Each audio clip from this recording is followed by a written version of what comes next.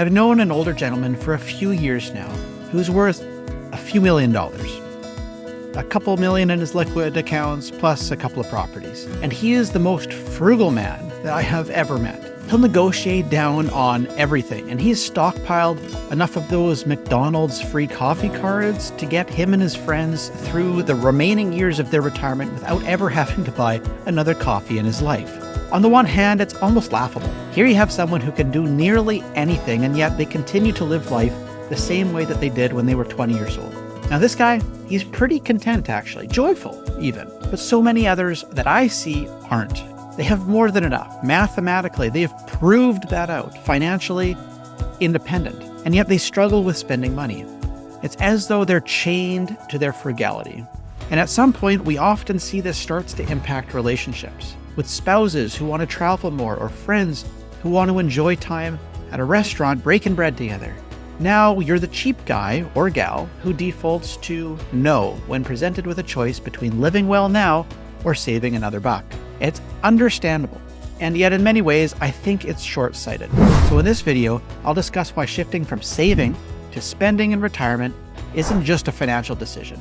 We'll explore the psychological barriers that make spending so challenging, a few inspiring stories of those who've successfully navigated this transition, and at the end, I'll give you a practical framework to help you confidently enjoy your wealth without fear.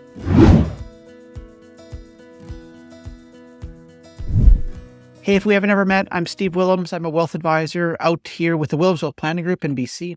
We started this channel to help you plan for your own retirement, helping you think about how to plan and arrange your investments, your income streams, and ideally pay less tax along the way. The psychological shift from saving for 40 years to all of a sudden spending is hard to overstate. On the pre-retirement side, you might think, oh, I'll never struggle with that, but you'd be surprised by how many who do. Research shows that many retirees continue to live as if they're still in the accumulation phase. This recent report from Transamerica Center for Retirement Studies found that continuing to save and building emergency savings was a priority for 26% and 32% of retirees, respectively. People already retired saying a goal of theirs is to continue saving. Another study from the Employee Benefit Research Institute back in 2018 looked at spending habits of retirees during their first 2 decades of their retirement. And they found that retirees with $500,000 or more at retirement spent less than 12% of their nest egg within the first 20 years of retirement.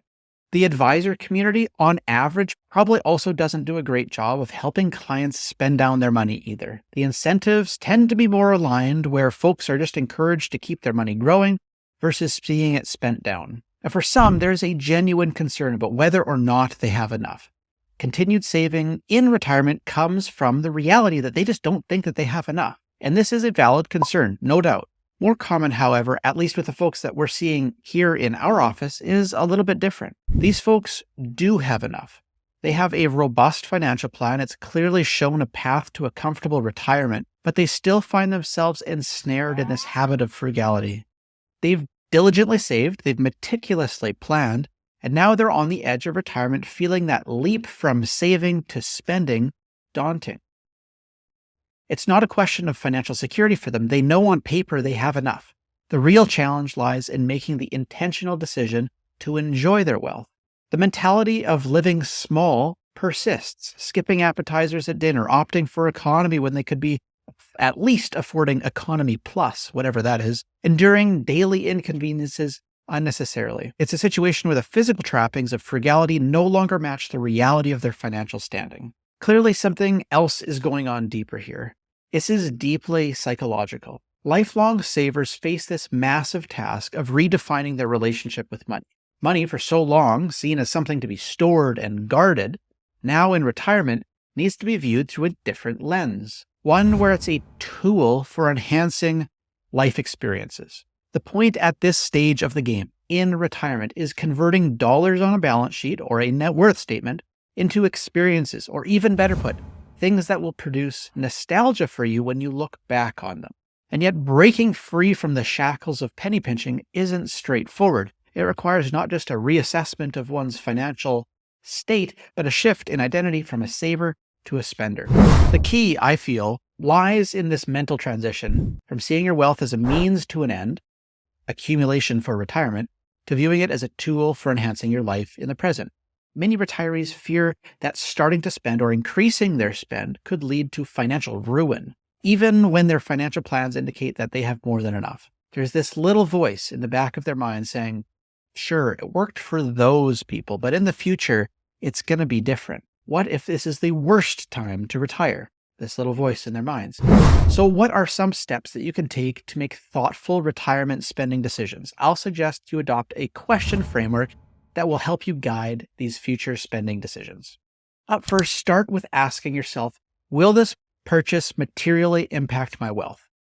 This helps assess the true financial impact of your spending choices. If a purchase won't significantly move the needle on your net worth, even though it still might be a large absolute number, it's likely reasonable.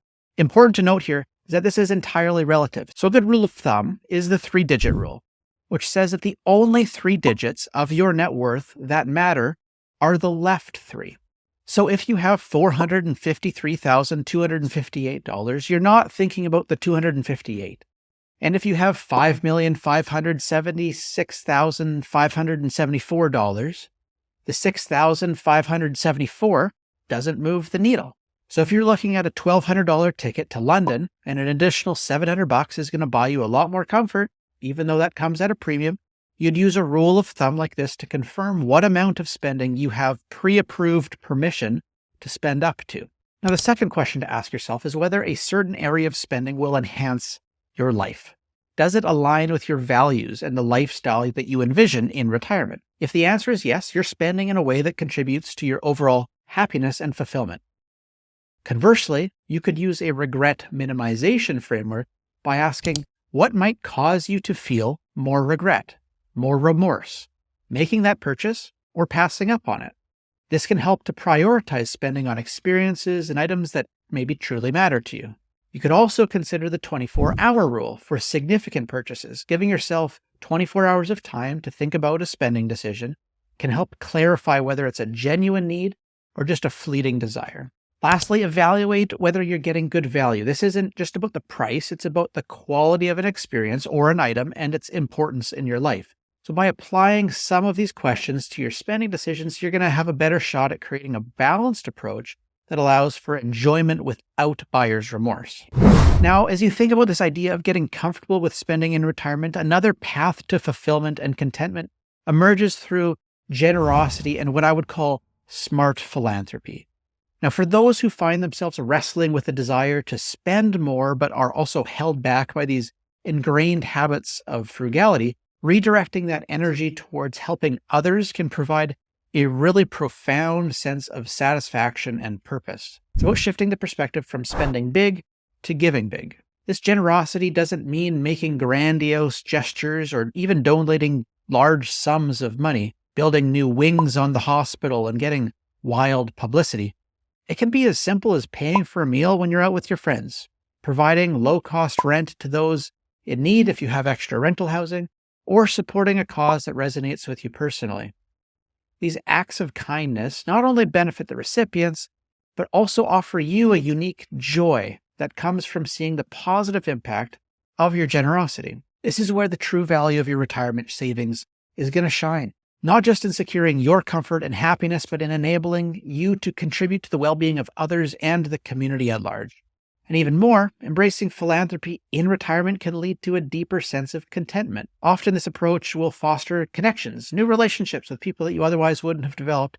And at the same time, it's going to contribute to a legacy that reflects your values and the things that you say are important to you. So whether it's setting up a scholarship fund, volunteering your time and your skills, or simply just being there for family and friends, these contributions can make your retirement years really rewarding. If you're ready to break free from the chains of frugality and step into something a little different, a little bit more vibrant, fulfilling, or aligned, I'd suggest you talk to someone about that. Talk to a friend, your partner, someone. Old habits die hard, and having support from those around you, those that you care about, can increase the odds of finding fulfillment in this new season of life. If you'd like to talk to someone outside of your fishbowl, every week we set aside a few times to chat with folks and answer their questions. Would be more than happy to help you figure your way through this as well. If you'd like to take advantage of that offer, I'll put a link in the description below for you to grab a time on my calendar. Hey, thanks for joining me in this important conversation. I hope you found this helpful. We've got a lot of awesome videos scheduled for the next couple of weeks, so make sure you're subscribed so that you don't miss out on any of those. Hope you found this helpful. I'll see you in the next video.